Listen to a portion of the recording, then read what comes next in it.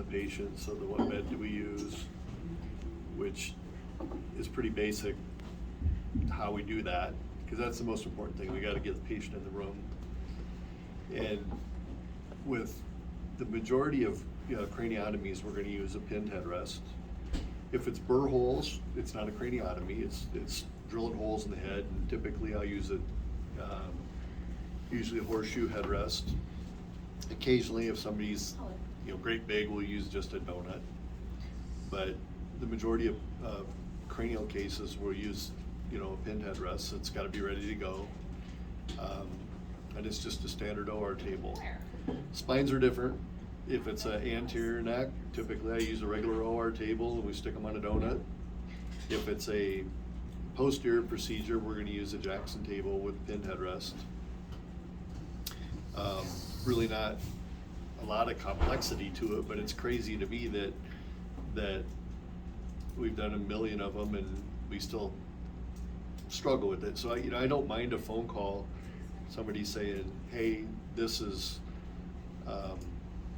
so-and-so, I'm bringing your patient, how do you want the patient, what do you want the patient positioned on? To me, that's just easy. And texting nowadays is super easy. Then I don't have to, if I'm talking to a patient, I don't have to stop talking, or a family, and I can respond via text pretty efficiently. So I don't mind a phone call to say, hey, how are we gonna, what kind of bed do you want? How are you gonna position this patient? With the pin headrest, you gotta have the pins. Everybody knows that, I think. With any of these adapters for the end of the bed, we've got to have the adapter for the bed, which I think everybody knows that too. There's two kinds of cases. There's elective cases, there's emergency cases. In emergency cases, I always get really nervous when we're not ready to prep, ready to go. And so you get the patient positioned. We all know how to tuck arms. We all know how to put in Foley catheters if they don't have them. We know most of the other stuff, but there's this time period between when they're asleep and when we cut that I always think we can shave time off of that. And that kind of holds true with elective cases and emergency cases. If you guys are, realize that, hey, we got to get this head open, for instance, and you're ready to, have an extra person ready to prep after we get the positioning done, that's super useful and I think shaves a lot of time off.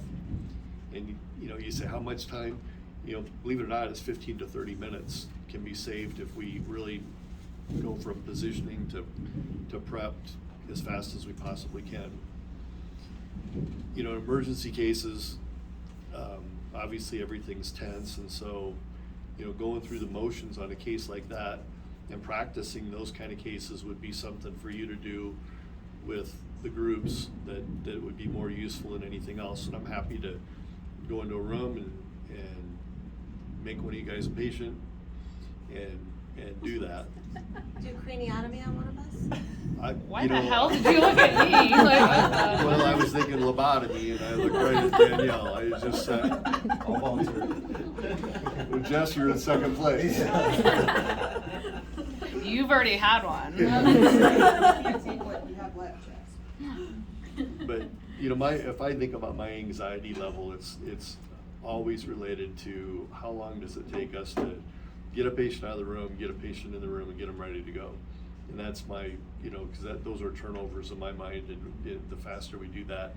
And that probably is a side effect of having crash and burn emergencies through the years and realizing this can be done so much faster if we just really push to get the case started. Once we get the case started, we get it done, we go home. And so, I'm always pushing for faster turnovers, and I think we've done a better job of that in some cases lately. Once we in a craniotomy, the most important equipment that involves both the scrub tech and the circulator is getting a drill so we can drill a hole in the head. I can't do anything without that. That's a rate limiting step. So having a craniotome, there and ready to go, everybody needs to know how to do that. Other than that, once we get a hole in the head, we've got time. And so, that to me is we've got to get from in the room, position, some form of an incision made, and a hole put in the head. Once we got that done, my anxiety level goes way down because I realize we've got the pressure off.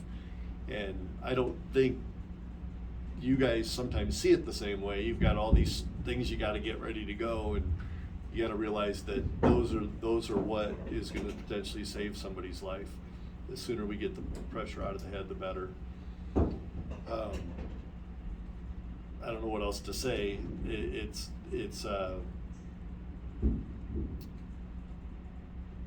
you know, spines are a little bit different. There's going to be spines that are unstable in unstable spine situations.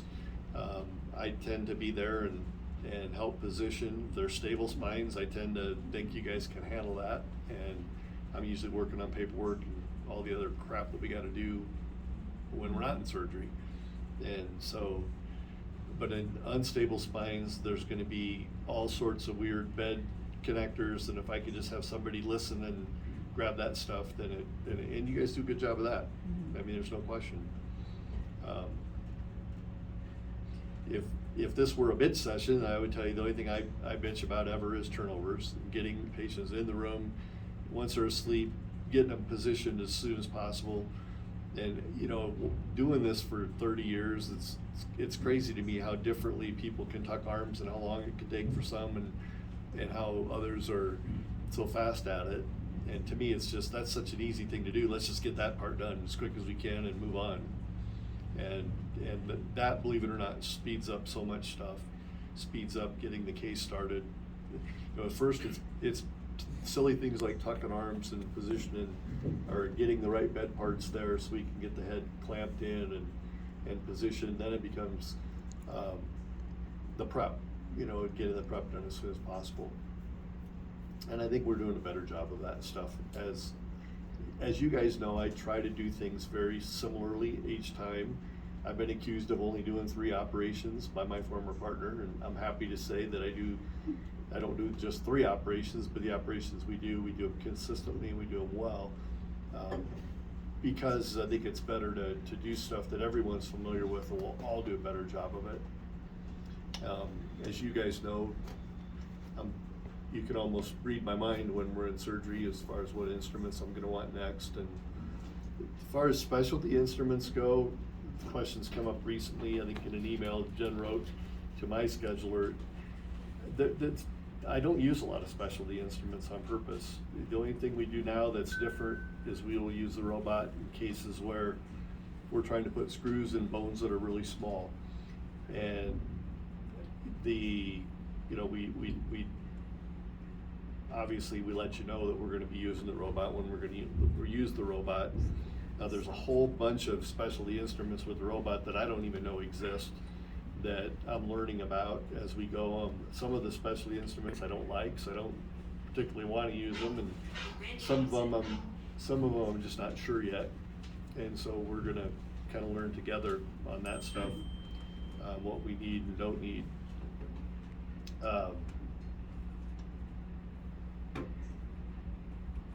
And Tori may have said yesterday when I was in that case, I'm not sure, but like when he's talking about the few things he needs for surgery, we have 5, and it's a laminated list on the back wall, like where our back table is, right above it. Yeah, I broke it down to Like 7. what you need to set up, because like he said, like you just need to have a blade, a plasma, a drill, like, and he's self-sufficient. You just put it up there, he'll do it, and then you can finish setting up your back table. Like I've done a cranie in the middle of the night where I literally don't have anything to open but drapes. I have nothing set up other than a blade, pickup, some scissors. Like I threw up the bare essentials, and him and Caesar will do their thing, and you can finish once you have the pressure off. Like you can do your case and set it up, and you have all the time in the world, but you just need those 5 things.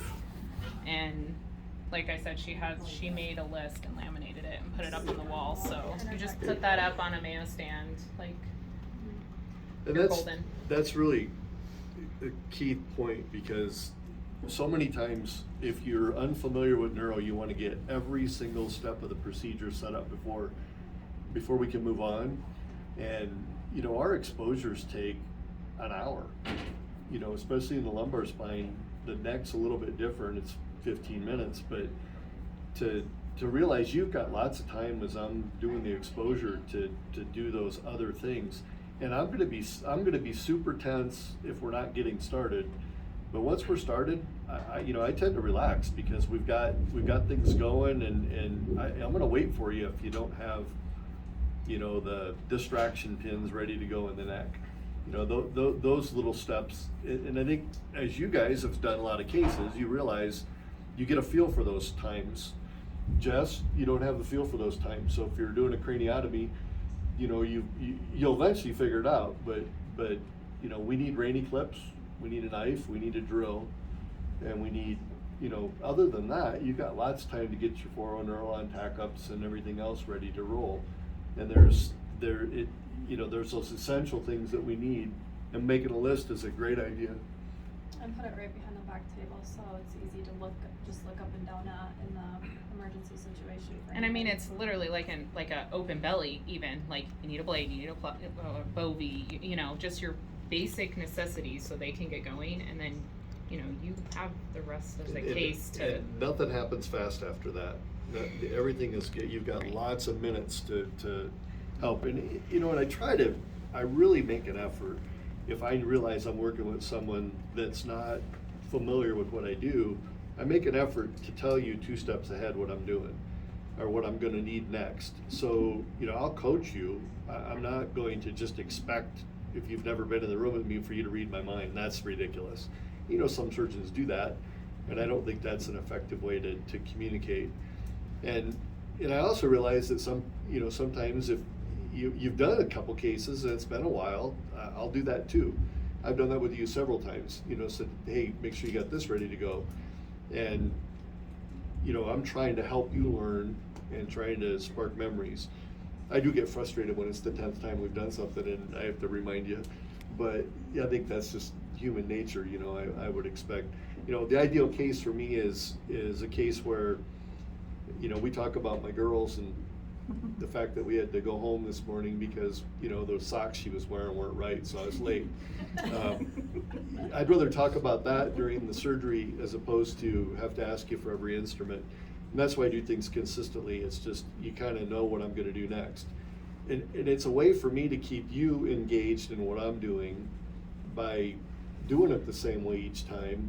And, it's also a way for me to test you a little bit to say, hey, did you pay attention last time we did something? And I'm not really testing you, I'm just trying to get a feel for where you're at and your learning. But I heard it was because your socks didn't match. no, could have been, you never know. Yeah, right. He heard about mismatched socks. He knows better. I know. Whites cut them up. I don't know why I fear her like I do, but I still do. You're smart. He's so smart. Yeah. Texting Tara, don't let him ever complain about socks. The other thing that's on the back wall, they have the list for the scrub techs. There's also a room set up for the craniotomies with boxes as to where everything goes. What it says on there is that the patient is always going to face anesthesia and the side that you're operating on will be up. And the last couple that we did, I feel like we turned differently than that. So I was just wondering, like, what your thought process is. So, picking which way to go. if we're working on the left side of the head, and I'm thinking in terms of room 8, the head goes to the wall because the patient's going to face anesthesia because that's where the breathing tube goes. If we're working on the right side of the head, they're going to be turned toward the door because they're going to face anesthesia. If it's anything in the midline, okay, then all bets are off of what we're going to do. Typically, I'll face the wall because I don't like my back to the door because somebody's going to come in and shoot me, okay? If it's a midline case, for instance, bilateral burr holes, typically I'll say, let's just move toward the wall. And no rhyme or reason for midline By the wall, stuff. you mean the wall closest to Between OR 8 and 9, 9. right? Yes. Right. So there's the door and the wall. We'll be facing the TV and the computer wall. So the head will go opposite the TV. Yeah. But if it's a midline case or if it's a posterior case, posterior cases, we're gonna flip the patient over just like we're doing a spine, a back, and they're gonna be up toward anesthesia. Now I need a little more room up by the head because I'm gonna stand up there when we face anesthesia, so I tend to want to push the table toward the feet that direction, so we've got a little bit more space between the anesthesia machine and the suction device, so on and so forth. You know, I used to be a freak about where we put the C-arm, and we do it consistently here every time, but I've gotten to the point now where however the C-arm goes in, I just need x-rays, and I don't really care. I'm not gonna get real worked up about that. I think I've learned to pick my battles as I've gotten older. There's some things that just aren't that important, and I don't get real worried about those things. We tend to put the base of the C-arm toward the door because that's the way it comes in here, and that works just fine. Some surgeons will flip it because that big round part of the C-arm will be toward them, and they want that on the other side of the patient. Not knowing that the radiation exposure is far worse on the other side, so I like to radiate Caesar instead of me. But, you know, the majority of stuff, we don't move the patient, we don't change the bed, it's just right or left-sided craniotomies. And I don't know if you can remember what case I moved that it didn't make sense. I don't remember specifically, I think, I don't know if it was him, I think it might have been Hunter. well, there were because he two used to flip different, 180. there was one with each, and I remember thinking like, I thought this was an always rule, so I think I know what you're talking about, and I feel like it was a midline. Okay. So we weren't, even I was like, I don't know, he'll come tell us. Yeah. I mean, if I've got to get to the top of the head, we got to go one way or the other. I can't get between And I know anesthesia he and does the patient. typically like to be towards the wall because that, I mean, that's most surgeons, like, you know, the thought of stuff coming in through the room, through the doors, it's a superstitious thing. And I'm really open-minded on that. The door's fine, I could care less. But it's just if you know, I'm not gonna get worked up about that. It's just, if you ask me what my preference would be, I'd say usually toward the wall. But, and again, it's traffic related, it's not, you know, I like to see who's coming in and out of the room. Even though I don't look up, I kinda have a sense for that. You get a sixth sense as you get doing this forever. well, they locked down the whole unit specifically so that shooters can't come through the door.